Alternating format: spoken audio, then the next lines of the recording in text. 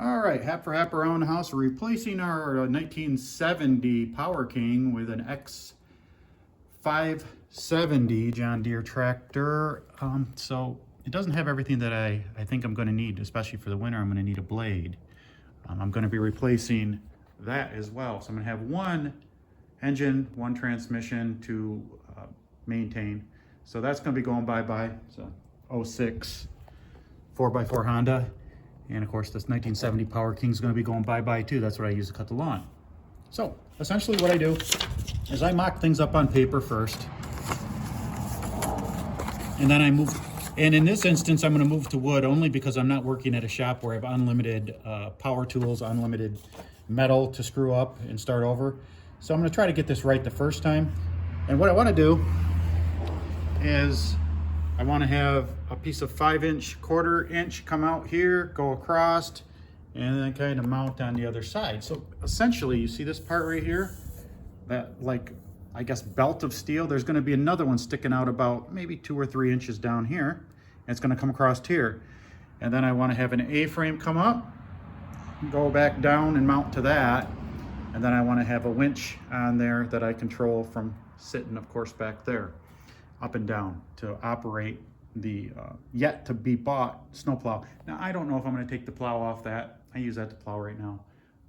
I don't know, but essentially what I want to do is just build a framework. The one that John Deere sells is $900 to $1,200, and that's a lot of money. Don't get me wrong, it has some sort of an electric cylinder on it, but for plowing snow, I don't really super duper need all that.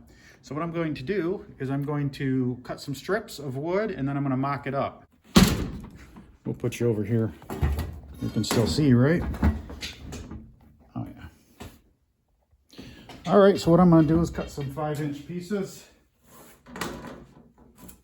Get a measurement here. I'm going to need 12,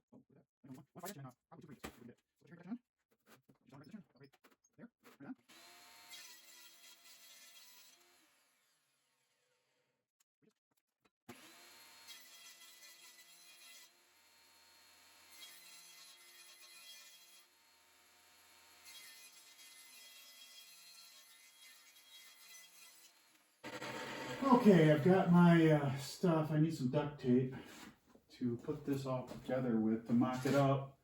So let's grab some duct tape off the wall of shame. And let's go back outside and see what kind of fun we can have. Okay, so what we're going to do, this is about the right size that I was looking for. It's going to go something like this, and we're going to want the excess at the top, so this hole that coincides up here has plenty of meat. So we want this to go down to the bottom, like so. Then we're going to make a little marky poo. And let's see, put this guy back together a second. Okay. And let's kind of mark this up. That's where we'll cut it, okay?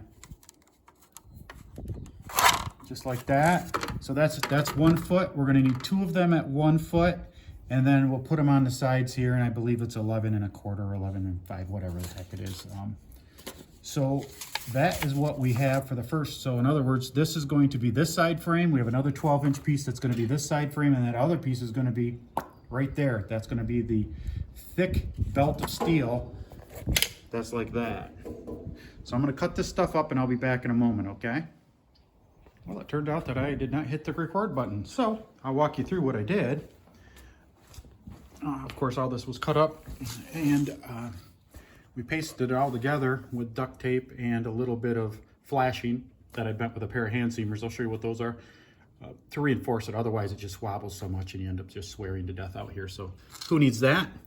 And this had to go up to accommodate the hole that's going to be in this and have enough meat where it's going to mean anything left over. So that had to go up, which meant that it hit here. So I had to kind of hog that out a little bit. All that will be done with a grinder on the real thing, in the steel. What is that? 1/4 by 5-inch steel. That'll all be ground. Probably with my Hitachi, I think it is, grinder. It won't be fun, but it's necessary. What else? Oh, This was 12 inch, right, from here to here, but it's gonna be 13 inch because look, that's way too close. So that's gonna come out another inch, maybe inch and a half, maybe 13.5 inches is what the total distance will be on that piece of steel that they'll cut for me. Or I'll just cut it downstairs. I do have a little portable bandsaw. What else? Oh, the rotary. I'll show you the rotary drill. Rotary cutter, rotary drill, rotary bit. I don't know. This is what I used. You put it in your drill and it's carbide and it hogs right through it. I've got quite a few of them. That one's ruined. Well, you got to keep ruined tools, right? But I think that came out okay. It'll work. It's not symmetrical right now, but it will be when I'm done, hopefully. And if not, oh well. Here's the seam benders. Right here. There's two of them. There's a handle for the other one. You grab your piece of flashing or pop can material, bend it. This is what you end up with, you know, with one of those tools on either side, and you just bend it like it's a brake. But this has a winch on it, and that's what I used to determine how the top of my A-frame will be. This requires a 6-inch is the footprint on this up in there. See that? Its footprint is 6 inches, and it comes with a plate that's probably, I don't know, 8 inches, 10 inches, whatever. I'll cut it down to the right size so it'll fit on top of this right up here, and I'll probably just weld it right on and then bolt that thing on. But yeah, that is going to be it. The next step is to go to the local place, get the steel, where they have used steel and new steel and very angry workers. So I usually tip them so they remember and they're not so mean, because they're pretty pissed all the time. Surly, I guess, is probably closer to the truth, but all right, that's what it looks like with it off. I just have to go and show you. I have to go get the steel, of course. And again, I don't think that this is going to be an A-frame. I think it's going to be a U down on the bottom, and this is just going to be a big U, unless they say they can bend an A-frame. I don't know if they're going to have the 5" by quarter. I imagine for sure they'll have the 3" quarter. That's pretty common. 5" quarter might be a little bit big, but maybe they'll have it. What the heck, if they do, I'll get it. If not, then I'll go to 4. But I'll put some reinforcing across there. Again, you're handling a 150-pound, probably at the top, snowplow, so it's not going to be very heavy. Maybe put a reinforcement down underneath here. Well, I think it'll all work out okay. So we will see what they have to say. I wanted to show you what it looks like with it off, and this is why I do a mock-up, because it shows me all of the faults that I don't see until you actually physically try to put something together. That usually changes everything for you. So half wrap around the house. If you liked the video, hit the subscribe button. Consider, let's try that again. So half around the house, hit the like button, consider subscribing to the channel, and we'll see you next time. Thanks for watching.